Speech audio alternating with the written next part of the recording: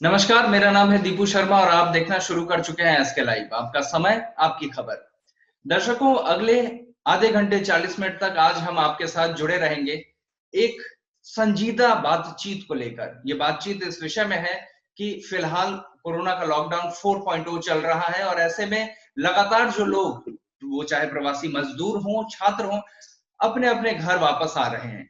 Train के माध्यम से फ्लाइटें चलनी शुरू हो गई हैं उनके माध्यम से, लेकिन अपने-अपने घर पहुंचने के बाद वो चाहे मजदूर हो या दूसरे कामकाजी लोग, वो लोग लगातार अपनी जीविका को आगे बढ़ाने के लिए जद्दोजहद में उलझ जाएंगे।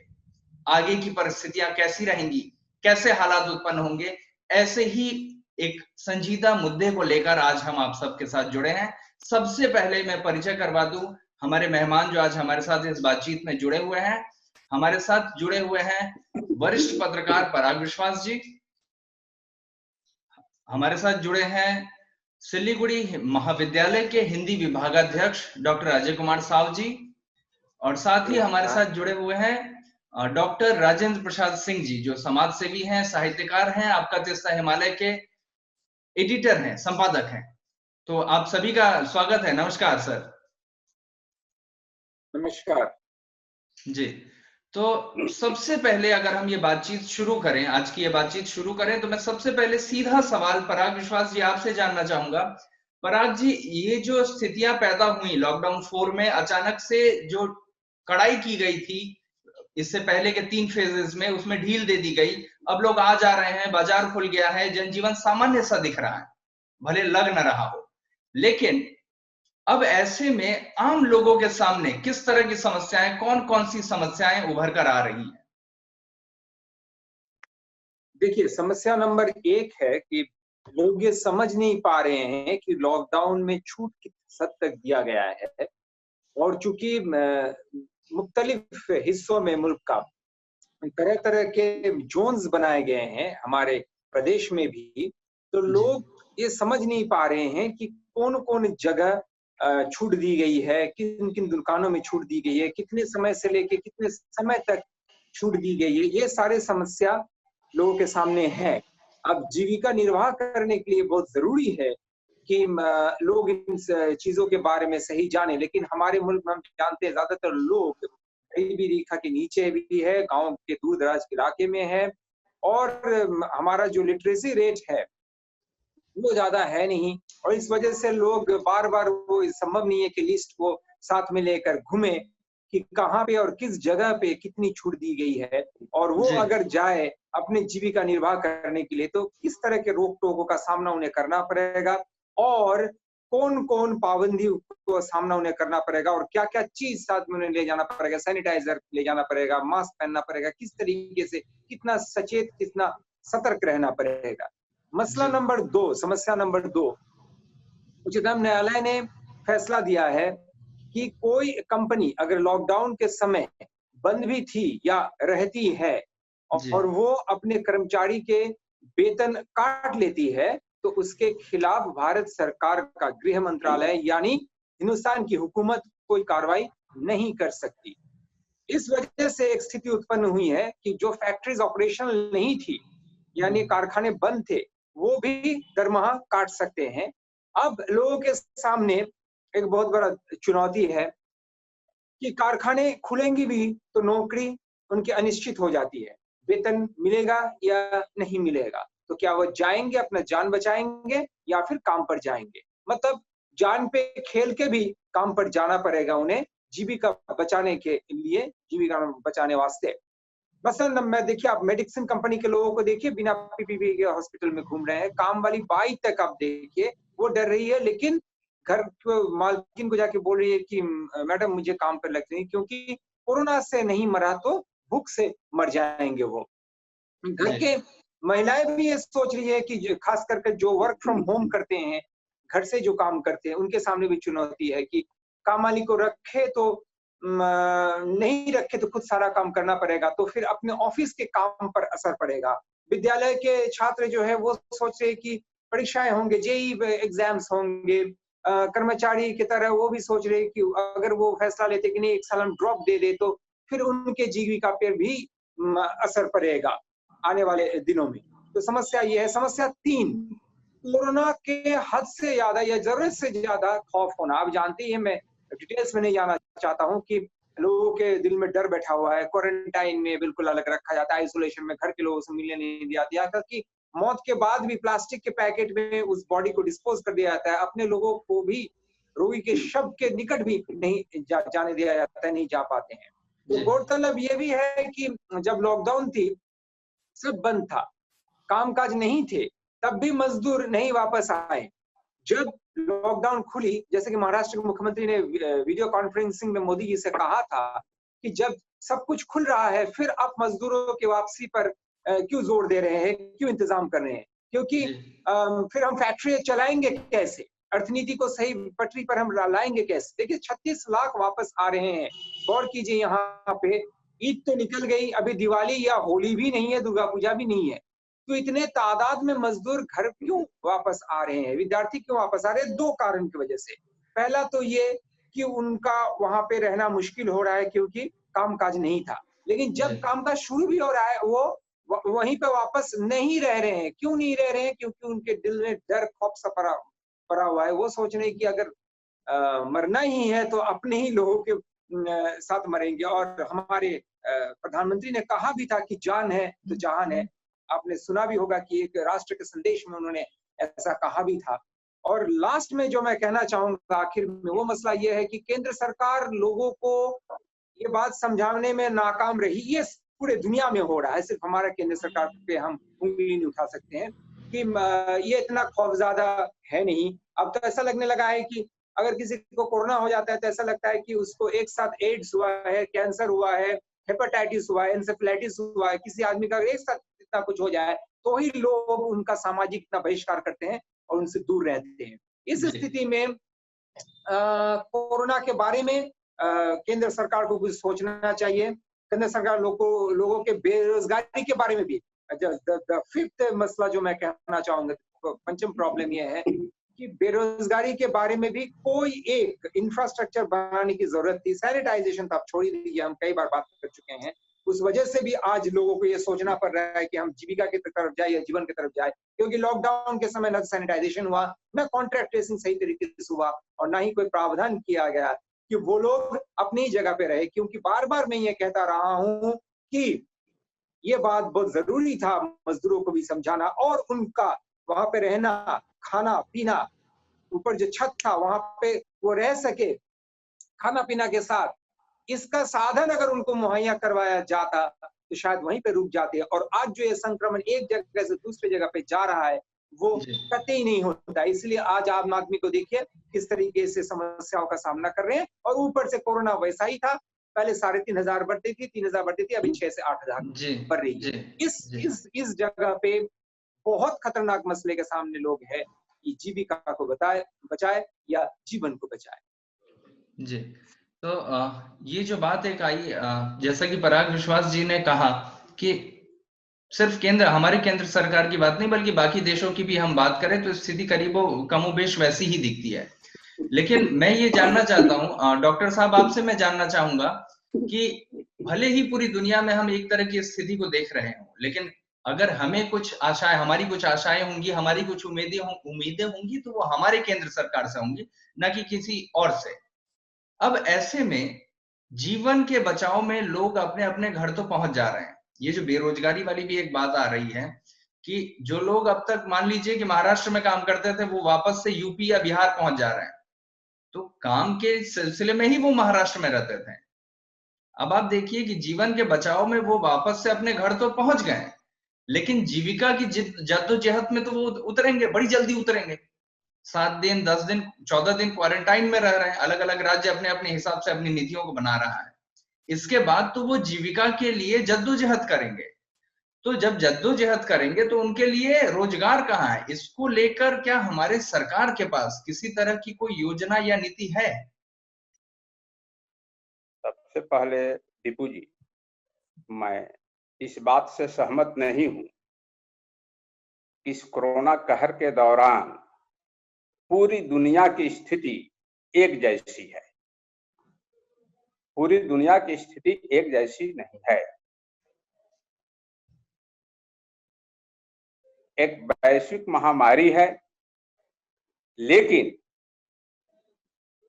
जरा आप गौर करें वियतनाम पर, क्यूबा पर, इवन जिस चीन के वुहान शहर से यह बीमारी पैदा हुई, उस चीन पर, तो आप हमारी बात समझ जाएंगे। पहली बात तो यह है कि हमारी जो यह व्यवस्था है, जिस व्यवस्था में हम सांस ले रहे हैं जी, क्या इस व्यवस्था की खामियां कोरोना ने हमारे सामने लाने का काम नहीं किया है? आप खास करके उन राष्ट्रों को देखिए जो विकसित राष्ट्र हैं, जो साम्राज्यवादी मुल्क हैं और विकास के बड़े बड़े जिन्होंने दावे किए थे, उनके तमाम दावे खोखले साबित हुए। लेकिन एक छोटा सा देश वियतनाम और लगभग 1.5 करोड़ आबादी वाला मुल्क क्यूबा ने पूरी दुनिया के सामने एक मिसाल कायम की। बिल्कुल बिल्कुल डॉक्टर साहब, ऐसे ऐसे कई सारे देश रहे जिन्होंने इस वक्त दुनिया में एक मिसाल कायम की है। मसलन हम चाहे वो साउथ अफ्रीका की बात कर लें, साउथ कोरिया की बात कर लें, बड़े सारे ऐसे देश रहे हैं। और ये भी सच है कि अलग अलग देश ने अपने हिसाब से अलग अलग नीति बनाई है। लेकिन इस वक्त जिस मुद्दे पे आज हम बहस कर रहे हैं, बहस मैं नहीं कहूंगा बल्कि एक संजीदा बातचीत है, यहाँ पे ये समझना और दर्शकों को ये समझाना बहुत जरूरी है डॉक्टर साहब की आने वाले समय में किस तरह की परिस्थितियां उत्पन्न हो सकती हैं। तो किन देशों ने किस तरह की नीतियां अपनाई, इस पर विचार करने से ज्यादा जरूरी मैं समझता हूं ये है कि आने वाले समय में हमारे पास किस तरह की नीतियां रहेंगी। हमारा जो सरकार है, हमारी जो व्यवस्था है, हमारी जो हुकूमत है, वो किस तरह से आने वाले समय में लोगों की सहूलियत के लिए काम कर रही है या करती दिख पड़ रही है, ये जानना चाहेंगे हमारे दर्शक। देखिए, बहुत खेद के साथ मुझे यह कहना पड़ता है कि आज जो व्यवस्था है, इस व्यवस्था के जो कर्म किसी तकनीकी असुविधा से शायद इस वक्त डॉक्टर साहब की बात जो है वो हम तक नहीं पहुंच पा रही है। उनकी अशिक्षा और अवैज्ञानिक सोच ने एक ऐसी भयावह स्थिति को आज हमारे सामने पैदा किया है। पहली बात तो यह है कि लॉकडाउन घोषणा के पहले क्या हम जो है एक हिदायत जारी नहीं कर सकते थे? कम से कम 5-7 दिन का समय हम नहीं दे सकते थे? खास करके जो अपने गांव नगर से कटे हुए लोग हैं और जीविकोपार्जन को लेकर के देश के विभिन्न प्रांतों में बड़ी संख्या में रह रहे हैं, इसमें बौद्धिक वर्ग भी है, श्रमिक वर्ग भी है। तो हम यह समझते हैं कि पहली बात तो यह है कि यह हालात ही पैदा नहीं होता अगर 5-7 दिन का समय मिलता तो 80 से लेकर 90। डॉक्टर साहब, ये तो सच है, ये सच है कि हम बहुत सारे आपके सवाल को देख सकते हैं डॉक्टर साहब। हम कई सारे इस मुद्दे को कई सारे एंगल से देख सकते हैं कि अगर ऐसा नहीं होता तो वैसा होता और वैसा नहीं होता तो ऐसा होता। लेकिन फिलहाल अभी जो स्थिति है, हम बीते हुए समय को फिलहाल छोड़ दें, हम ये देखें कि आने वाले आम लोग जो हैं, आम लोगों के सामने आने वाले समय में क्या परिस्थितियां उत्पन्न हो सकती हैं और उनसे निपटने के लिए क्या सरकार उनके साथ खड़ी होगी या वापस से जैसा कि कोरोना काल में हमने देखा कि समाज सेवी संस्थाएं ही जो हैं वो आगे बढ़कर काम कर रही हैं। केंद्र सरकार से मैं समझता हूं और मैं ये कहना चाहता हूं अपनी तरफ से कि केंद्र सरकार से ज्यादा बेहतर काम राज्य सरकारों ने किया। लॉकडाउन में अपनी तरफ से पहल राज्य सरकारों ने की, लेकिन फिलहाल जब रोजगार की बात आती है तो अर्थनीति पूरे देश के अंतर्गत आती है। तो देश उनके लिए, आम लोगों के लिए क्या कर रहा है इस वक्त? क्या कुछ करता हुआ दिख रहा है? मैं यही सवाल, डॉक्टर अजय साहू हमारे साथ है, मैं आपसे जानना चाहूंगा सर कि क्या इस वक्त कुछ ऐसा होता हुआ दिख रहा है, जान पड़ रहा है? क्या सरकार के पास कोई नीति है या हो सकती है? और आम लोग किस तरह से इस बीच, इस जद्दोजहद के बीच, जीवन और जीविका के बीच पिस रहे हैं और आगे क्या होते हुए दिख रहा है, क्या होना चाहिए, इस पर एक मार्गदर्शन करें। मेरी समझ से कभी कभी ऐसा होता है कि किसी को इतना लाचार कर दो कि खुद ही अपना रास्ता ढूंढे।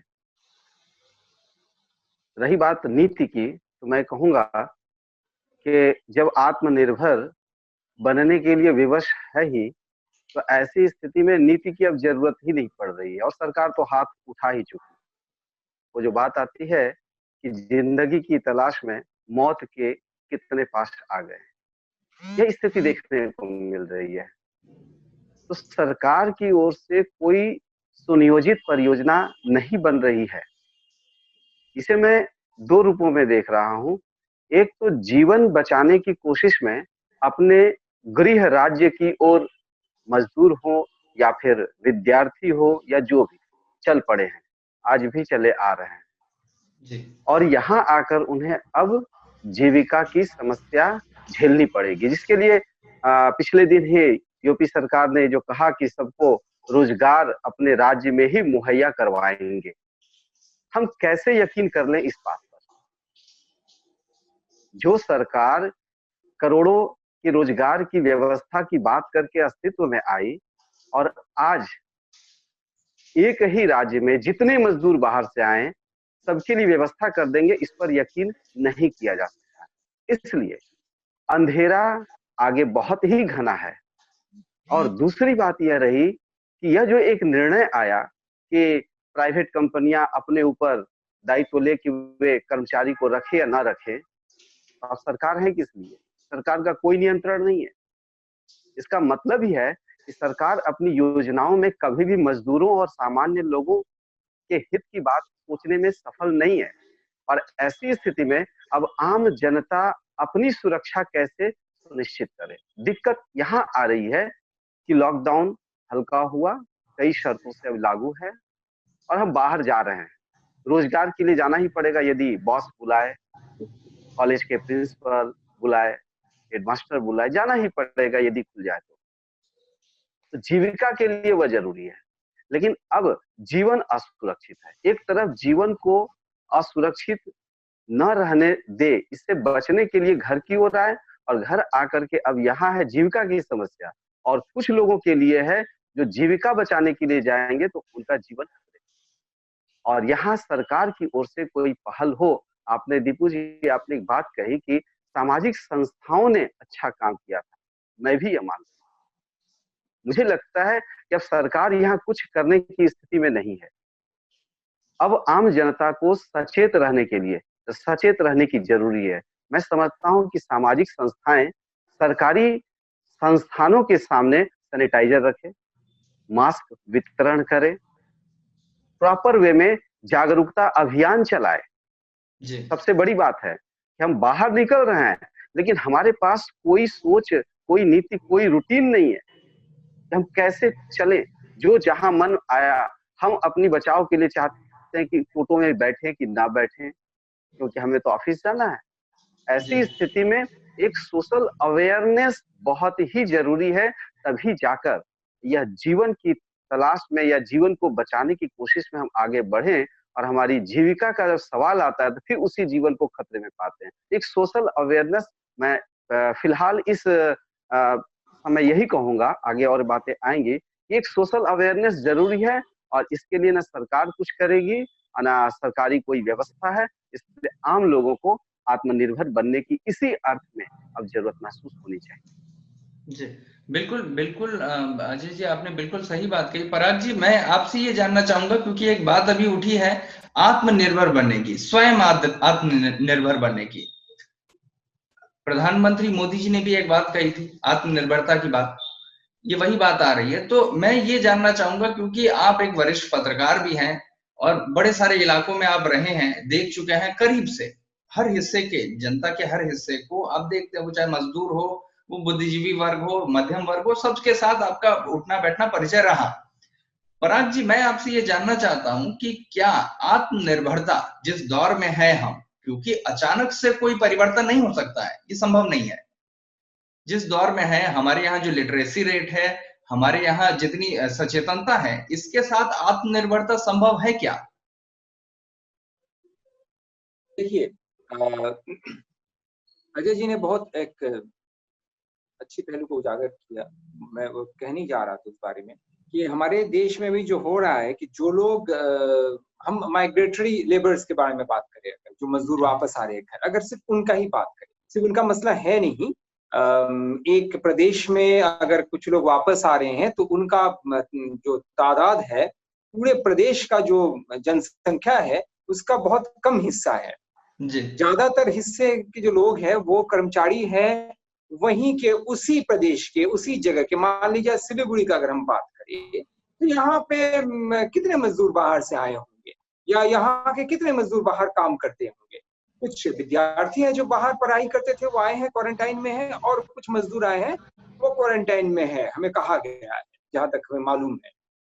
लेकिन सवाल ये है कि ये जो आ रहे हैं, ये जो यहाँ के जो मजदूर हैं, यहाँ का कोई वजह से वो इस जगह को, इलाके को छोड़ के वो चले गए थे केरला। जैसे कि मैं कईयों को जानता हूँ, खुद जानता हूँ कुछ मजदूर जो केरला चले गए थे, वो है वहां पे, अभी भी वापस नहीं आए हैं, या महाराष्ट्र में है, या फिर बिहार से आप देखिएगा बहुत सारे हम जानते हैं। बचपन से मैं बिहार में था, और झारखंड में भी रह चुका हूँ, यूपी में मैंने देखा है, दिल्ली में मैंने देखा है, पंजाब में भी बहुत सारे, हम बचपन से जानते हैं कि पंजाब में बहुत सारे लोग बिहार से जाते थे, वो चले जाते थे। अब एक जगह का अर्थनीति एक तरीके का होता है, उसका जीडीपी एक तरह का होता है, उसका नाप तोल एक तरीके से किया जाता है कि कितना पॉपुलेशन का प्रेशर है उस जगह पे, इकोनॉमिक स्केल पे। अगर वहां से अचानक मजदूरों का प्रेशर बढ़े, वहां पे उस जगह से, पंजाब से वापस बिहार में आ रहे हैं, या फिर महाराष्ट्र केरला से वापस बंगाल में आ रहे हैं, तो एक प्रेशर बनती है। तादाद बड़ा हो या ना हो, प्रेशर बनती है। अब इस प्रेशर को टैकल करने के लिए आत्मनिर्भरता के बारे में अगर हम बात करें तो आत्मनिर्भरता है क्या? देखिए, ये चरखा चलाने का तो समय है नहीं, वो जमाना गया कि हम सूत काट के अपना जीविका निर्वाह करेंगे। तो आत्मनिर्भरता की जगह पे सबसे बड़ी चीज ये है कि कुछ नेटवर्क मार्केटिंग कंपनियां आ रही हैं, आप उसके साथ जुड़ सकते हैं। मनी मार्केट कंपनियां खत्म हो चुकी है, मैं ऑप्शंस के बारे में कह रहा हूँ। इसके अलावा अगर आप आत्मनिर्भर होना चाहते हैं तो आत्मनिर्भर होने के लिए बहुत ज्यादा ज्ञान और पढ़ाई की जरूरत होती है। आत्मनिर्भर होने के लिए सेल्फ कॉन्फिडेंस ज्यादा जरूरी होता है, और उस लेवल का नॉलेज और विजडम और क्वालिफिकेशन रहना बहुत जरूरी होता है। मान लीजिए जो लोग बाहर से आ रहे हैं आईटी सेक्टर के, वो यहाँ पे आएंगे, उनका जो एक वहाँ का मेकअप था, जी पराग जी डॉक्टर, मैं कुछ कहना होगा, मैं कुछ कहना चाह रहा हूँ। मैं समाप्त कर लूं जय जी। लेकिन आत्मनिर्भर जहाँ पे कहा जा रहा है, वो मुल्क आत्मनिर्भर हो सकता है। नहीं, वो बीच में, हाँ जी, मैं पराग जी आपको, मैं कुछ, हाँ जी, आप कुछ कहना चाह रहे हैं डॉक्टर साहब? हाँ जी हाँ अजय जी। आत्मनिर्भर होने के लिए रोजगार वाली बात नहीं है। हाँ, मैं ये कह रहा हूँ, आत्मनिर्भर होने का मतलब हमें रोजगार चाहिए ऐसा नहीं। जीवन को बचाने के लिए जब जीविका की जरूरत पड़ती है, तो उसी जीविका के कारण जब जीवन खतरे में पड़ता है और इस बारे में सरकार के पास कोई नीति नहीं है, कोई परिकल्पना नहीं है, तो व्यक्ति को, आम नागरिक को खुद से इस दायित्व को उठाना पड़ेगा अपने लिए। इस रूप में आत्मनिर्भर होने की जरूरत नहीं है। आज जीविका की कोशिश में ही तो जीवन खतरे में है। इसलिए मैं टू द पॉइंट बात रखना चाहूंगा कि आज जैसे टोटो में बैठते हैं, बस में बैठते हैं, क्या वहां कंडक्टर के पास सैनिटाइजर है? टोटो वाले के पास सैनिटाइजर है? नहीं है। दुकानों में जाने पर सैनिटाइज करने को मिलता है, रिक्शा वाले के पास है? नहीं है। सब्जी वाले के पास है? नहीं है। जिस तरह से हमारे नेता साथी और समाज सेवी साथी या संगठन यदि भोजन का वितरण कर रहे थे एक समय, और आज भी कर रहे हैं, अब उन्हीं का दायित्व है। सरकार कुछ नहीं करेगी। सरकार तो समय पर आएगी, और चाहे राज्य की हो या केंद्र की हो, मैं किसी के पक्ष में नहीं हूँ, ना किसी खास के विपक्ष में। लेकिन यदि नेता भोजन बांट सकते हैं, घर घर जाकर पर्ची बांट सकते हैं, तो अब सही समय आया है कि जब रोजगार के लिए घर से बाहर निकलना पड़ रहा है, शिक्षा के लिए घर से बाहर निकलना पड़ेगा, तब आप हर कदम पर सिर्फ सोशल डिस्टेंसिंग का राग अलापने से कुछ नहीं होने वाला है। बल्कि ऐसे समय में जिन संसाधनों की जरूरत है उसको उपलब्ध कराएं, हर नुक्कड़ पे, हर टोटो वाले के पास, हर सब्जी वाले के पास। हम सब्जी लेने गए, अपना सैनिटाइज किए, क्योंकि हमारे हाथ में यदि, हमारे संपर्क में यदि कोरोना है तो वहां सब्जी में ना जाए। और सब्जी लेने के बाद यदि हम चल रहे हैं तो वहां से भी हम सैनिटाइज करके निकले। क्या ऐसी कोई सुचिंतित योजना सरकार के पास होनी चाहिए? इसकी हम उम्मीद नहीं करते हैं। इसलिए जो सामाजिक संगठन है वे कम से कम ऐसी पहल करने की ओर अब बढ़े। मैं भी बाहर गया, कहीं टोटो वाले के पास, रिक्शा वाले के पास कहीं भी सैनिटाइजर नहीं है। क्यों? यदि एक दुकान में हम प्रवेश कर रहे हैं तो वहां सैनिटाइज करवाया जाता है हमारे हाथों को, लेकिन एक रिक्शा पर बैठ रहे हैं, टोटो पर बैठ रहे हैं, क्या कोरोना ने कह दिया है मैं टोटो में नहीं चिपकूंगा, रिक्शा पर नहीं रहूंगा, सब्जी वालों के हाथ में नहीं रहूंगा? क्या कहा है उसने? तो एक दुकान में करना है, ये ऐसा लगता है कि एक डर है एक तरफ, और दूसरी तरफ मुझे ऐसा लगता है कि कोरोना से भय है और सरकार पर कोई भरोसा नहीं है।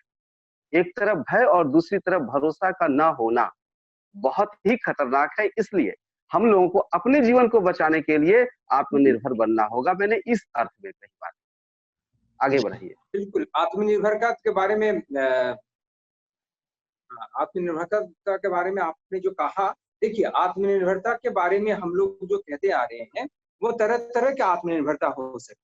अगर हम सामाजिक स्तर पर कहें तो हाँ, मतलब समाज को जी बिल्कुल बिल्कुल, मैं समझता हूँ पराग जी, मैं समझता हूँ कि फिलहाल हमारा आज का जो चर्चा का विषय है, पराग जी मैं समझता हूँ कि आज का हमारा जो ये चर्चा का विषय है ये आत्मनिर्भरता नहीं है, बल्कि हमारे चर्चा का विषय है फिलहाल कि आने वाले समय में किस तरह की परिस्थितियां उत्पन्न हो सकती है। तो हम आत्मनिर्भरता पे ना फिर भी दीपू जी, मैं एक चीज कहूँ, अजय जी ने अच्छा ही कहा है, आत्मनिर्भरता एक पहलू है, इस चर्चे का एक पहलू आत्मनिर्भरता है। लेकिन सवाल यह है कि हम जब जीविका और जीवन के बारे में कह रहे हैं तो कोई सोशल बॉडी, कोई सामाजिक संस्था के लिए हम वेट करेंगे, वो आत्मनिर्भरता नहीं है। समाज का आत्मनिर्भरता है, खुद का आत्मनिर्भरता नहीं है। खुद का आत्मनिर्भरता ये है कि मैं खुद अपना जीविका का निर्वाह कर पाऊं, अपना जो स्किल है उसको इस्तेमाल करके मैं खुद कुछ कर पाऊं। बिल्कुल, मेरे को तो किसी बिल्कुल सही बात है, ये बिल्कुल सही बात है पराग जी, लेकिन मुझे एक बात बताएं, मुझे एक बात संभव नहीं है, ये संभव नहीं है। इस वक्त यूपी आए हैं या लगातार बंगाल जो मजदूर आ रहे हैं, बिहार जा रहे हैं मजदूर, अलग अलग राज्यों से पहुंच रहे हैं, ये मजदूर मजदूरी करना जानते हैं, ये दिन खाते हैं दिन कमाने वाले लोग हैं। आप मुझे बताएं कि ये किसी मल्टीनेशनल कंपनी में किस तरह से काम करेंगे, ये किसी चेन लेवल कंपनी में किस तरह से काम करेंगे? ये जो आपने पराग जी आपने एक रास्ता दिखाया है, जरूर दिखाया है, लेकिन उन लोगों के लिए है जो बात आपने कही भी कि उनमें क्वालिफिकेशन होना चाहिए वगैरह वगैरह, जो भी क्राइटेरिया वो फुलफिल अगर हो पाता है तो ये संभव हो पाएगा कि वो आत्मनिर्भर हो पाए, लेकिन एक मजदूर पे डिपेंडेंट रहेगा। जी मैं एक बात कहना चाह रहा हूँ, पराग जी ने जो बात रखी आत्मनिर्भरता को लेकर, हम अपने स्किल को डेवलप करें वगैरह वगैरह, इसका मतलब है कि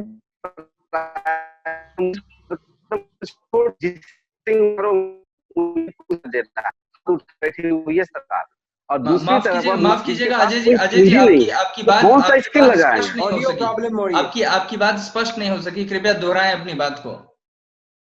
मैं ये कहना चाह रहा हूँ कि एक तरफ सरकार हाथ उठा चुकी है, दूसरी तरफ जो मजदूर है रोज खाने कमाने वाले, वे लोग कौन से स्किल को करे? वह तो एक ग्रुप है, एक वर्ग है जो कि बड़ी बड़ी कंपनियों में अब काम नहीं कर पाएंगे, वहां के बॉस, वहां की प्रशासन जो भी है वो निकाल देंगे, उनकी मर्जी, और सरकार इस बारे में कुछ भी नहीं करी, लाचार पड़ी हुई।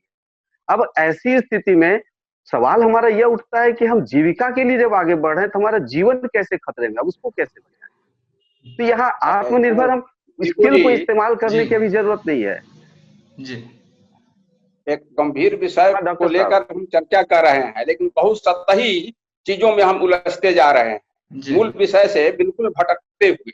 जी, माने आत्मनिर्भर होना, डिजिटल इंडिया, ये सब एक जुमला बनकर के रह गया है। पहली बात तो हम ये समझ ही नहीं पा रहे हैं कि उत्पादन के जो 5 महत्वपूर्ण जो साधन होते हैं, जिसमें लैंड है, लेबर है, इंटरप्रेनर है, कैपिटल है, उसमें सबसे इंपॉर्टेंट जो होता है वह लेबर है।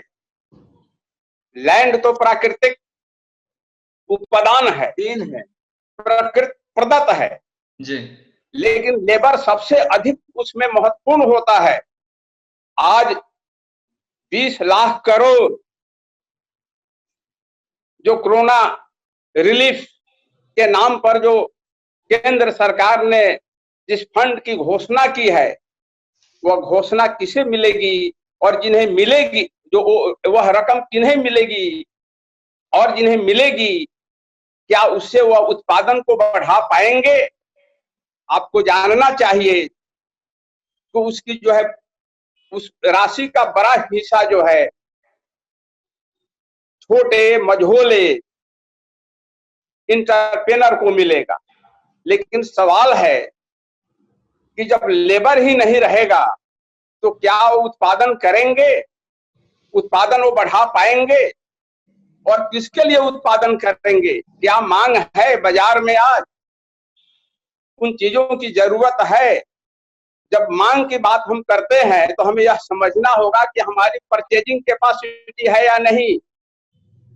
जो मजदूर 500, 1000, 1500 किलोमीटर से भूखे नंगे अस्वस्थ होकर घर लौटे हैं, क्या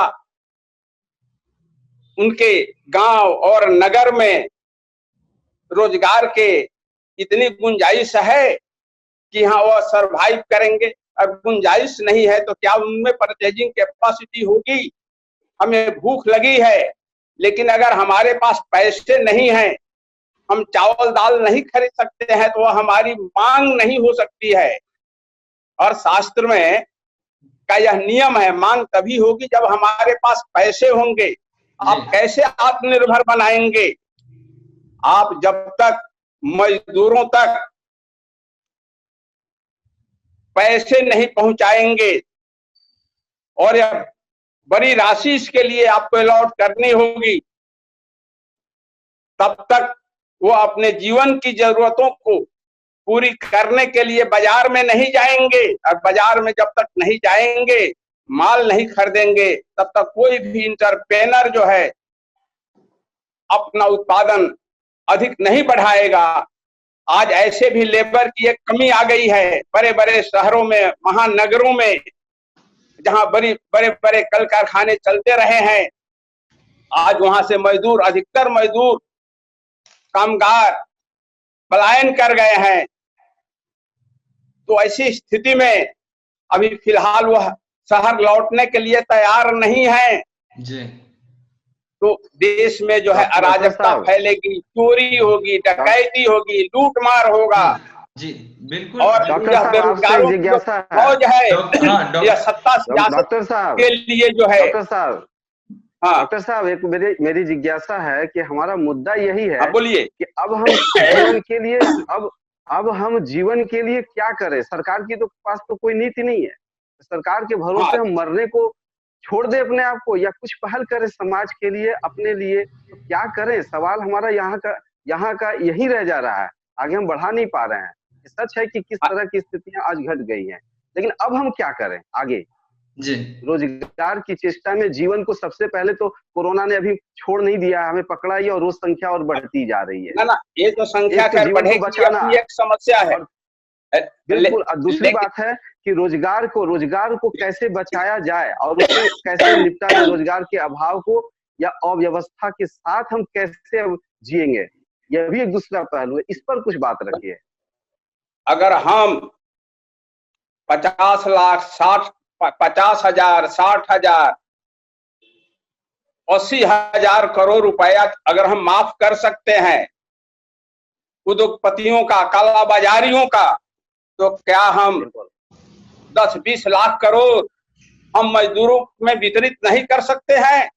आज जरूरत इस बात की है कि किसानों को हम आत्मनिर्भर बनाने के लिए उन्हें आर्थिक सहयोग दें, मजदूरों को सहयोग दें। फिलहाल सबसे बड़ा टास्क सरकार का यह होना चाहिए कि वो अपने जीवन की जरूरतों को पूरी करने के लिए बाजार में जाएं, सामग्रियों को खरीदें ताकि उत्पादन बढ़े। इसका अतिरिक्त जो है ये अपने से नहीं होगा। अब सिर्फ एक ही रास्ता रह गया है, एक ही रास्ता बचा हुआ है कि बड़े पैमाने पर सरकार को जो है एक बड़ा जो है रिस्क लेना होगा, कदम उठाना होगा।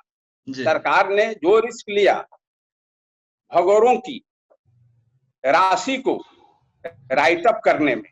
अब उसी तरह की एक रिस्क लेनी होगी और कम से कम 25-50 लाख करोड़ रुपए जो है जरूरतमंदों में वितरित करने होंगे। समझे कि नहीं? जब तक वो पैसे बाजार में नहीं जाएंगे तब तक उत्पादन नहीं बढ़ेगा। और दूसरी बात यह है कि कल कारखाने सुचारू रूप से चलें, कारखाना मालिकों को भी लोन मिले और मजदूर जो हैं सुरक्षित अब कल कारखाने में धीरे धीरे लौटें और काम करें। ऐसी परिस्थितियां जो है हमें उत्पन्न करनी होगी। अगर ऐसी परिस्थितियां उत्पन्न नहीं होती हैं तो देश जो है अराजकता के दौर में चला जाएगा और कोई भी सुरक्षित नहीं बचेगा।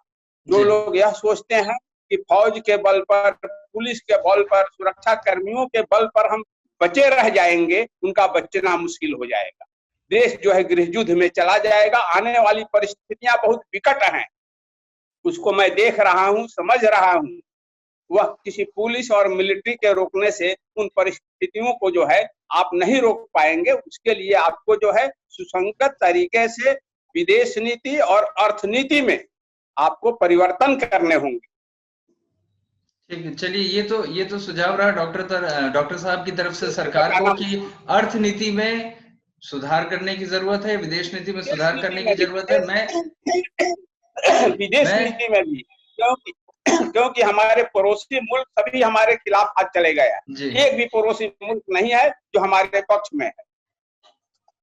सर देखिए, पड़ोसी मुल्कों का अपना एजेंडा हमेशा रहता है, तो हम उस एजेंडे पे नहीं जाए। हमारे देश की इकोनॉमी जो है वो कुछ ऐसी है कि हम हर मुसीबत से, हर खतरे से उभर के निकल जाते हैं। खैर, ये अलग विषय है।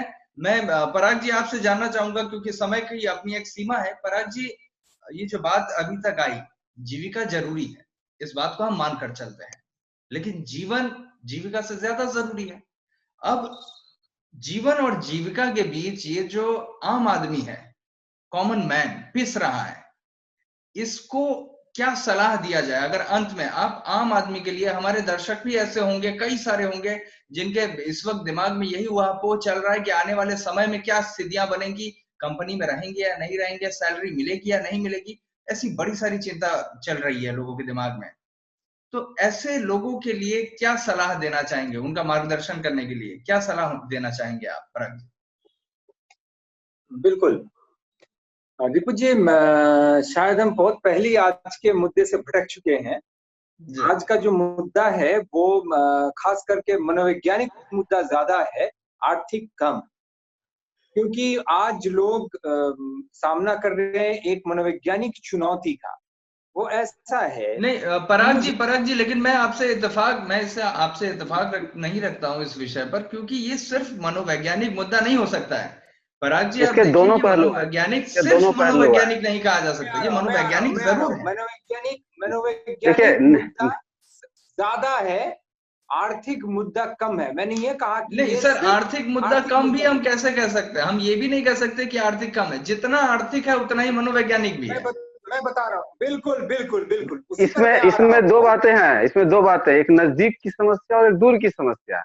नजदीक में लगता है हमको किस तरह से बचना है, लेकिन बचकर फिर जिएंगे कैसे, सवाल यह है। इसलिए आर्थिक मुद्दा कैसे नहीं आई है, और इसके लिए भी डॉक्टर साहब ने कहा कि बहुत ही सुचिंतित नीति और परियोजना की जरूरत है। और देखिए, जीने जाएंगे, अगर जीने जाएंगे तो बचेंगे कैसे? ये बिल्कुल, मैं तो कह रहा हूँ पहले बचना है, लेकिन उसके बाद कैसे जिएंगे, ये दूर की बात है। दूरदर्शिता के अभाव में हम तो बात नहीं कर सकते हैं। जी, मैं जरा बोलूं दीपू जी, मैं बोलूं? हाँ जी पराग जी। मनोवैज्ञानिक मुद्दा ज्यादा मैं इसलिए समझ रहा हूँ क्योंकि जो आदमी वापस आ रहे हैं वो आत्मनिर्भरता से हो या फिर वापस वो चले जाएंगे। आप सोच सकते हैं कि इसमें एक रिवर्स माइग्रेशन बहुत जल्द होगा, जो कि खतरे को और बढ़ाएगा। रिवर्स माइग्रेशन कब होगा? जब उन्हें यहाँ पे कामकाज नहीं मिलेंगे, आत्मनिर्भर नहीं हो पाएंगे। आईटी सेक्टर के लोग तो वापस आए नहीं उतना जितना कि मजदूर वापस आ रहे हैं 36 लाख, तो वो फिर क्या करेंगे? मनोवैज्ञानिक दबाव उन पे ज्यादा है क्योंकि वो डरते ज्यादा है, क्योंकि वो कोविड-19 के बारे में ज्यादा जानते नहीं है। ये नहीं जानते हैं कि कोरोना वायरस के ऊपर 3S प्रोटीन का कोटिंग है जो IT सेक्टर का आदमी जानता है वो सब नहीं जानते हैं।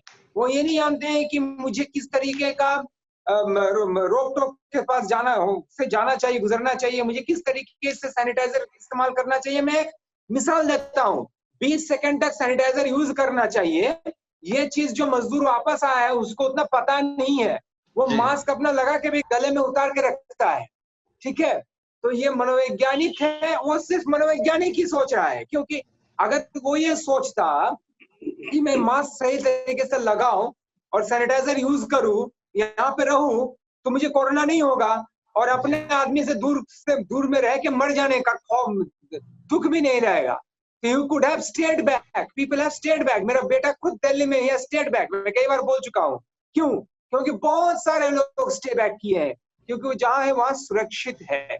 तो ये मनोवैज्ञानिक दबाव ही है जो उन्हें वहां तक यहाँ पर ले आए हैं। और सिर्फ हम लेकिन पराग जी एक बात मैं कहूंगा, बात कर रहे हैं हम तो एक बात मैं कहना चाह रहा हूँ, एक बात मैं कहना चाह रहा हूँ, सरकार की जो मंशा है वह मनोवैज्ञानिक बिल्कुल ही नहीं है, वो तो आर्थिक है। हम इस दिशा को कैसे हल्का करके देखेंगे? मैं सरकार के बारे में बात, आज जो चर्चा हो रही है अजय जी, हम इस एंगल से कर रहे हैं कि एक जो आम इंसान खड़ा है, जो आम इंसान प्राइवेट सेक्टर में काम करता है, गैर सरकारी संस्था में के साथ जुड़ा हुआ है, सुप्रीम कोर्ट ने ये राय दे दिया है, ये निर्णय दे दिया है, ये आदेश दे दिया, वर्डिक्ट दे दिया है कि कुछ भी कर सकता है उसके साथ उसका एम्प्लॉय। अब इस स्थिति में वो खड़ा होके वो क्या करेगा? उसका डर भी बैठा हुआ है। तो यही है, मैं भी अजय जी सुप्रीम कोर्ट क्या वापस जाएंगे? यहाँ पे सरकार की नीति, पाकिस्तान का नीति, वियतनाम का नीति, ये कुछ नहीं आने वाला है आज यहाँ पे। नहीं, क्यों नहीं सरकार का नहीं आने वाला? वहाँ पे सिर्फ एक ही चर्चा है कि लोग क्या कर सकते हैं और किस तरीके से अपने आप को कह सकते हैं कि सरकार की नीति की जरूरत नहीं है, तरीके से आगे बढ़ना चाहते हैं या बढ़ सकते हैं। नहीं, आपने बिल्कुल सही कहा कि हम रोजगार नहीं मिलेगा उस समय क्या करेंगे। तो इसके लिए क्या हम उद्योग की नीति बनाएंगे या खुद खेती में लग जाएंगे? इसके लिए सरकार हमारे लिए उसका दायित्व नहीं बनता है कि वो एक व्यवस्था करे, और आप वहाँ सरकार को सीधे दरकिनार कर देते हैं कि सरकार की नीति दरकिनार नहीं कर रहा हूँ मैं। सरकार को लेके सरकार को जिम्मेदारी लेनी होगी। नहीं अजय जी, मैं बता रहा हूँ नहीं लेना होगा। नहीं, आप इस विषय को छोटा कर रहे हैं और एक एकांगी बना रहे हैं। छोटा नहीं कर रहा हूँ, सरकार के बारे में जो है वो यही है। और भी चर्चा किया है, सरकार के बारे में हमने विस्तार से चर्चा किया है। यदि मान लीजिए सरकार की चर्चा की जरूरत नहीं है, नहीं मेरी बात सुनिए, यदि लगता है कि सरकार की चर्चा की जरूरत नहीं है तो मैंने पहले ही कहा कि सरकार जाएंगे इस तरह की हताशा की स्थिति है। प्रावधान करनी चाहिए थी कि लोग उसी जगह पे करनी चाहिए। हाँ, उसी जगह पे रहे, ये प्रावधान करनी चाहिए थी सरकार को कि वो उसी जगह पे रहे, लेकिन जिस चीज दिलाया जाए, अब हम नहीं कॉन्फिडेंस दिलाएंगे आपके कि हम सब भोजन देंगे, सब कुछ देंगे, फिर भी भरोसा नहीं रहा सरकार पर, तभी तो भाग खड़े हुए, वहां से चल पड़े। अब कौन से भरोसे की उम्मीद मैंने आपने शायद गौर से मेरा पहला जो मैंने कहा था वो आप सुने नहीं। मैंने पहले ही ये कहा था कि सरकार असफल रही। बिल्कुल सर, पराग जी, अजय जी, हम देखिए इस बहस का ये अंतहीन बहस है, जिसमें हम किसी ना किसी पे आरोप लगाते रहेंगे।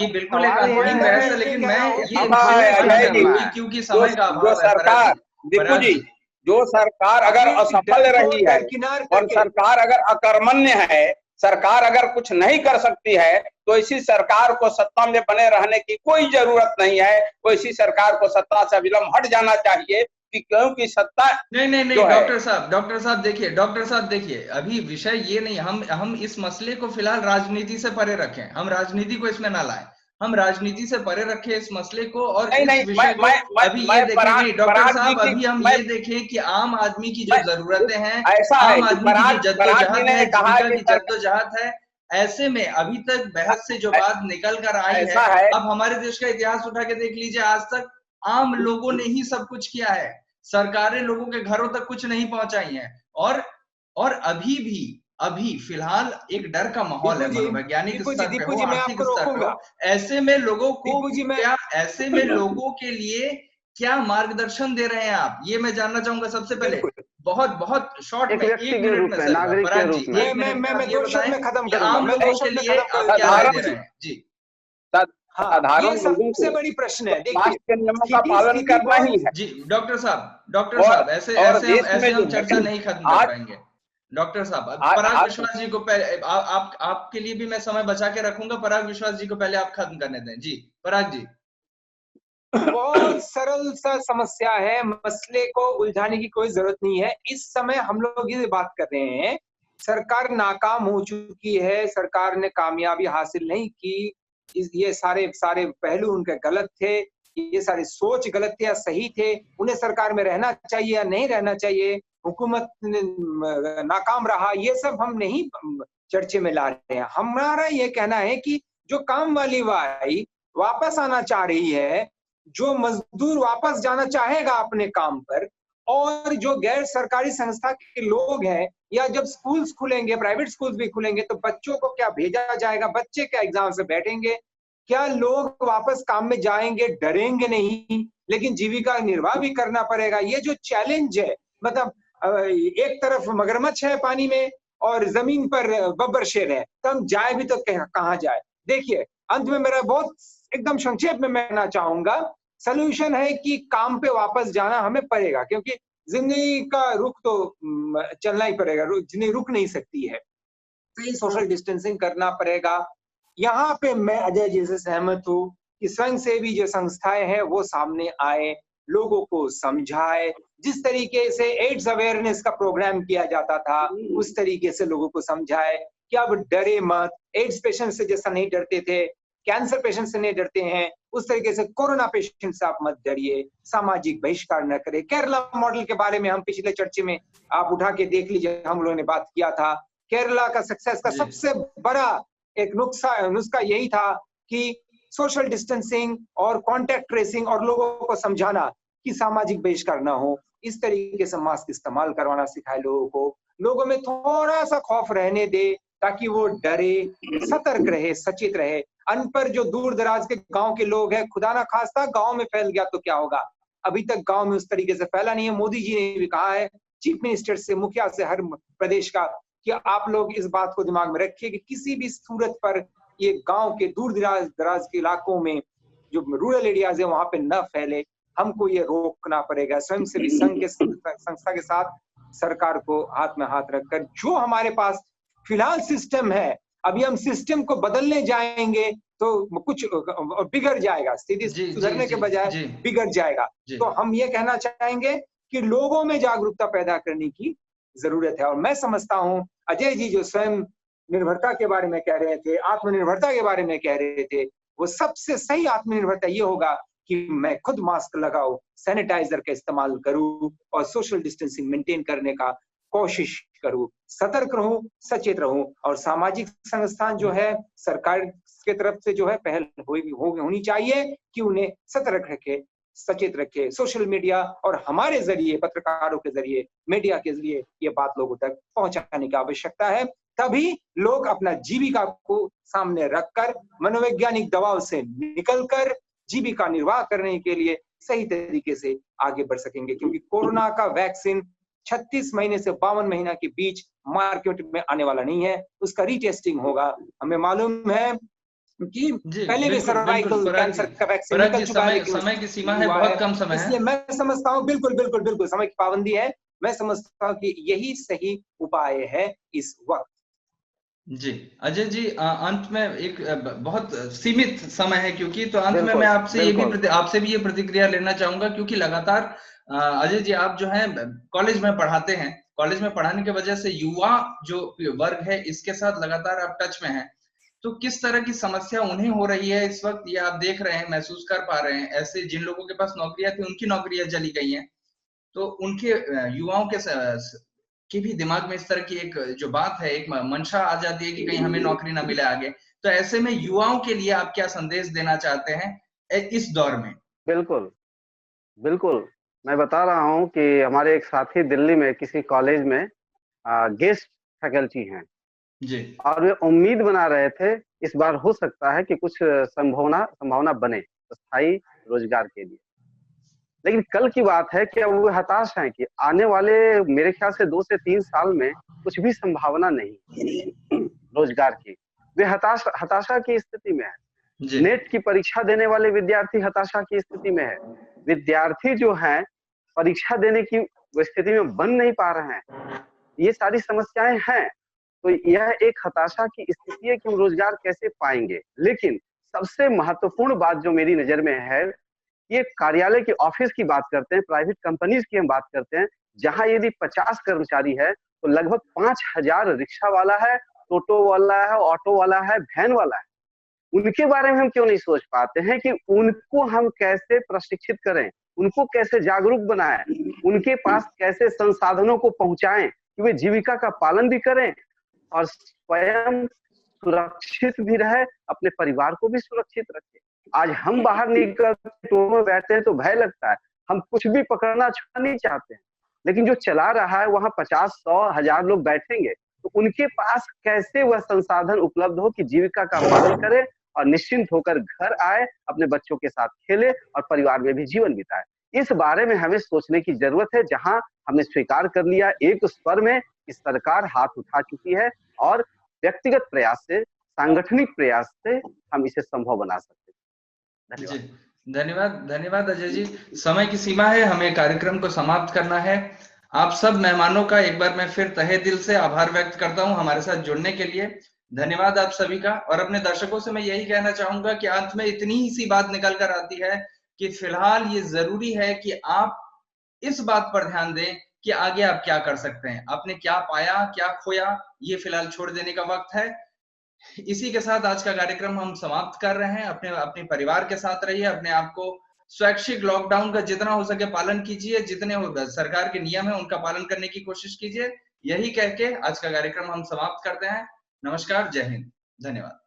आपके विजुअल एडवर्टीजमेंट के लिए एसके लाइव ही बेस्ट ऑप्शन है। एसके लाइव का इस क्षेत्र में 24 घंटा टेलीविजन, एंड्रॉइड ऐप और वेबसाइट पर प्रसारण होता है। सोशल मीडिया पर भी हम उपलब्ध हैं। हमारी व्यूवरशिप 9 लाख से अधिक है। सिक्किम, हैथवे और NXT डिजिटल पर, दार्जिलिंग और कालिम्पोंग में दोनों हैथवे और CCN सेटअप बॉक्स पर, क्लामपुर से लेके मैनागुड़ी हैथवे पर, सिटी केबल पर सिलीगुड़ी और आसपास, नक्सलबाड़ी से पानी टंकी तक NXT डिजिटल में। तो सोचिए नहीं, कॉल करें 7908554308। 100% आयुर्वेदिक दमादमन किट प्राप्त करें और अपने फेफड़ों को बिना किसी दुष्प्रभाव के घातक वायरस से लड़ने की शक्ति बढ़ाएं। फेफड़ों की ताकत बढ़ाने और साथ ही साथ एलर्जी, खांसी या फिर ब्रोंकाइटिस और अस्थमा जैसी बीमारियों से भी लड़ने के लिए राहत देती है दमादमन किट। इस किट में आप पाएंगे दमादमन सिरप, दमादमन चूर्ण, दमादमन हर्बराज हर्बल टी, जिसका मूल्य है 750 और आपको देने हैं सिर्फ 700 रुपए। Contact number 8597738095।